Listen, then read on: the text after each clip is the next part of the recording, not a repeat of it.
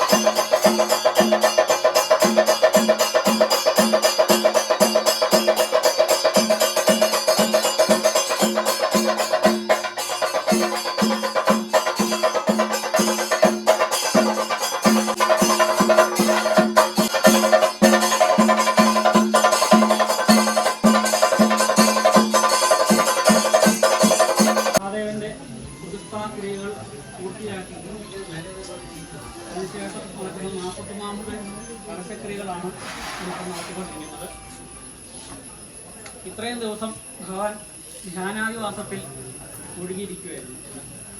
അതിൽ നിന്നും ഭഗവാനെ ഉണർത്തി അഷ്ടബന്ധമാണ് വിഗ്രഹത്തെയും പീഠത്തെയും തമ്മിൽ യോജിപ്പിച്ച് ഈ ഭൂമിയുമായിട്ട് എടുത്ത ചൈതന്യം പ്രസരിക്കുന്ന ഒരു ചടങ്ങ് പറയുന്നത്. ആ അഷ്ടബന്ധക്രിയയിലൂടെ ഭഗവാനും പീഠവും ഒന്നായിക്കൊണ്ട് അത് ഈ ഭൂമിയിൽ നിന്നും ആ പ്രസരിപ്പ് ഇവിടെ മൊത്തം വ്യാപിക്കുന്ന ക്രിയ പൂർത്തീകരിച്ച് കഴിഞ്ഞിരിക്കുകയാണ്. അതിനുശേഷം നമ്മൾ അഭിഷേകക്രിയകൾ ഇന്ന് മുതൽ തുടങ്ങുകയാണ്. ഭഗവാന്റെ സ്നാനം, അതായത് പൂജാവിധാനം മുഴുവനായിട്ടുള്ള ചടങ്ങുകൾ ഇന്നോട് കൂടിയിട്ടാണ് നമ്മൾ ആരംഭം കുറിക്കുന്നത്. ധ്യാനത്തിന് ശേഷം ഭഗവാൻ ഉണർന്ന് ആ പ്രസരിപ്പ് ഈ ഭൂമിയിൽ വന്ന് എല്ലാവർക്കും അനുഗ്രഹകലയായി തീരണമെന്നുള്ള പ്രാർത്ഥനയോട് കൂടിയിട്ട് വേണം ഇവിടെ ഓരോരുത്തരും നിൽക്കുക. പഞ്ചാക്ഷര മന്ത്രം ജപിച്ച് പറ്റുമെങ്കിൽ ഒരാൾ ജപിച്ചു കൊടുക്കുക, മറ്റുള്ളവർ ജപിക്കുക. ആ അഭിഷേകം നടത്തുമ്പോൾ ആ പ്രാർത്ഥനയോട് കൂടിയിട്ട് തന്നെ തീർത്ഥവും സേവിക്കുക എന്നുള്ളതാണ് ഇന്നത്തെ പ്രധാനപ്പെട്ട ചടങ്ങ്. അതോടൊപ്പം തന്നെ ഈ പ്രതിഷ്ഠാ ചടങ്ങുകൾ പൂർത്തീകരിച്ചുവെങ്കിലും ഇതിൻ്റെ ക്ഷേത്രത്തിൻ്റെ പൂർണ്ണമായ സങ്കല്പം എന്ന് പറഞ്ഞു കഴിഞ്ഞാൽ അതൊരു ഭഗവാൻ നീണ്ടു നിവർന്ന് കിടക്കുന്ന ഒരു സങ്കേതമായിട്ടാണ് ഈ ഭൂമിയെ കണക്കാക്കുന്നത്. എന്ന് പറഞ്ഞു കഴിഞ്ഞാൽ അതിൻ്റെ ഓരോരോ അവയവങ്ങളായി തീരേണ്ട ഭാഗങ്ങൾ ക്ഷേത്രത്തിൻ്റെ താഴേക്കുടം മുതൽ ഇങ്ങോട്ട് നീണ്ടു നിവർന്ന് കിടക്കുകയാണ്. അപ്പോൾ ആ പണികൾ പൂർത്തീകരിക്കുവാൻ എല്ലാ ഭക്തജനങ്ങളും, നല്ലവരായിരിക്കുന്ന എല്ലാ ഭക്തജനങ്ങളുടെയും സാന്നിധ്യവും സഹായവും സഹകരണവും പൂർണ്ണമായിട്ട് ലഭിച്ചെങ്കിൽ മാത്രമേ ഇതിൻ്റെ പ്രക്രിയ നമുക്ക് പൂർത്തീകരിച്ച് ഇതൊരു മഹാക്ഷേത്രം എന്നുള്ള സങ്കല്പത്തിലേക്ക് എത്തിച്ചേർക്കുവാൻ നമുക്ക് സാധിക്കുകയുള്ളൂ. ആ ഉദ്ദേശത്തിന് വേണ്ടിയിട്ട് ഇവിടെ പ്രയത്നിക്കുന്ന കമ്മിറ്റിക്കും മറ്റ് നടത്തിപ്പുകാർക്കും വേണ്ട സഹായ സഹകരണങ്ങൾ നൽകുക എന്നുള്ള ഏതൊരു ഭക്തൻ്റെയും കടമയാണ്. ഇതാരുടെ ക്ഷേത്രം എന്നുള്ളതല്ല, ഭഗവാൻ മഹാദേവൻ്റെ ആലയമാണ്. മഹാദേവൻ ഇവിടെ ചൈതന്യം പൂർണ്ണമായിട്ട് കൊടുകൊണ്ടുവാണെന്നാൽ ഈ നാടിന് മുഴുവൻ തന്നെ, അല്ലെങ്കിൽ ദേശത്തിന് മുഴുവൻ തന്നെ ഐശ്വര്യം തരും എന്നുള്ള കാര്യത്തിൽ സംശയമില്ല. എല്ലാവർക്കും അനുഭവമുള്ള ഒരു കാര്യമാണ്. അപ്പോൾ അങ്ങനെ ആ തീരേണ്ട ചൈതന്യം ഇവിടെ നിറഞ്ഞു നിൽക്കുന്ന ഈ അന്തരീക്ഷത്തിൽ നമ്മളെ കൊണ്ടാകാവുന്ന രീതിയിൽ എല്ലാവിധത്തിലും ഈ ക്ഷേത്രത്തിൻ്റെ പൂർണ്ണമായ ഘടന, വാസ്തുതല അനുസരിച്ചുള്ള ഘടനയ്ക്കനുസരിച്ച് അനുയോജ്യമായ രീതിയിൽ ഇത് പൂർണ്ണമായ രൂപകൽപ്പന ചെയ്തിട്ടുണ്ട്. ആ പണികൾ പൂർത്തീകരിക്കണം.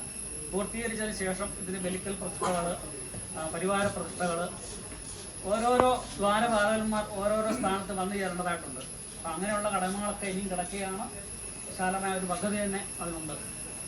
കൂടാതെ നമ്മുടെ ആലിൻ്റെ സമീപ പ്രദേശത്ത് സർപ്പസങ്കേതം ഒരുങ്ങണം. നാഗരാജാവിനെയും നാഗേക്ഷയും അവിടെ കൂടിയിരുത്തണം. ഇങ്ങനെയുള്ള സ്ത്രീകൾ ഇനിയും ബാലൻസായിട്ട് നിൽക്കൊണ്ട് വലിയ വലിയ പ്രതിഷ്ഠകൾ നടത്തണം. എല്ലാ ഭക്തജനങ്ങളും അവരുടെ കഴിവനുസരിച്ചും മനസ്സനുസരിച്ചും എല്ലാ രീതിയിലും നല്ലവണ്ണം ആത്മാർത്ഥമായിട്ട് ചേർന്നാൽ നമ്മുടെ ഈ ദേശത്ത് ഒരു മഹാക്ഷേത്രമായി ഇത് വളർന്നു വലുതാകും. അതിലൂടെ നിങ്ങൾക്കും നിങ്ങളുടെ ഭാവിയിൽപ്പെട്ടവർക്കും നിങ്ങളുടെ അടുത്ത തലമുറയ്ക്കും അനുഗ്രഹം ലഭ്യമാകും.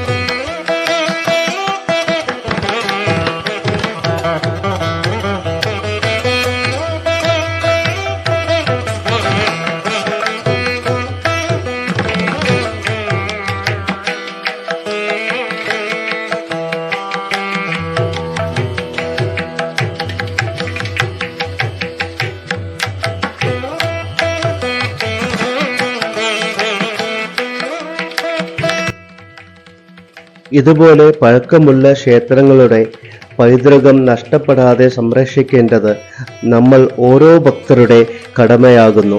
ഐഡൽസ് ആൻഡ് ബിലീഫ്സ് എന്ന ഈ യൂട്യൂബ് വ്ലോഗിന്റെ ലക്ഷ്യവും അതുതന്നെ ആകുന്നു. അത് ഈ വീഡിയോയുടെ ആദ്യത്തിൽ വ്യക്തമായി കൊടുത്തിട്ടുണ്ട്. ഈ യൂട്യൂബ് ചാനലിലൂടെ ഭാവിയിൽ എന്തെങ്കിലും മോണിറ്ററി ബെനഫിറ്റ്സ് കിട്ടുകയാണെങ്കിൽ അതിൽ നിന്നും ഒരു ഭാഗം നശിച്ചുകൊണ്ടിരിക്കുന്ന ക്ഷേത്രങ്ങളും ആചാരങ്ങളും സംരക്ഷിക്കുവാൻ വേണ്ടി നൽകുന്നതായിരിക്കും. ഈ നല്ല ഉദ്ദേശം നടപ്പിലാകുവാൻ അതുപോലെ സബ്സ്ക്രൈബേഴ്സും വ്യൂവേഴ്സും ധാരാളം വേണം. ഫുഡ് ആൻഡ് ട്രാവൽ വ്ലോഗുകളെ മണിക്കൂർ കണക്കിൽ ഇരുന്ന് വ്യൂ ചെയ്ത് സപ്പോർട്ട് ചെയ്യുന്ന പോലെ ഈ നല്ല ഉദ്ദേശം നടപ്പിലാകുവാൻ നിങ്ങൾ ഓരോരുത്തരുടെ സപ്പോർട്ട് ആവശ്യമുണ്ട്. വീഡിയോസ് കാണുക, ഇഷ്ടപ്പെട്ടാൽ ലൈക്ക് ചെയ്യുവാനും സബ്സ്ക്രൈബ് ചെയ്യുവാനും കമൻസ് മെൻഷൻ ചെയ്യുവാനും മറക്കരുത്. Idols and beliefs.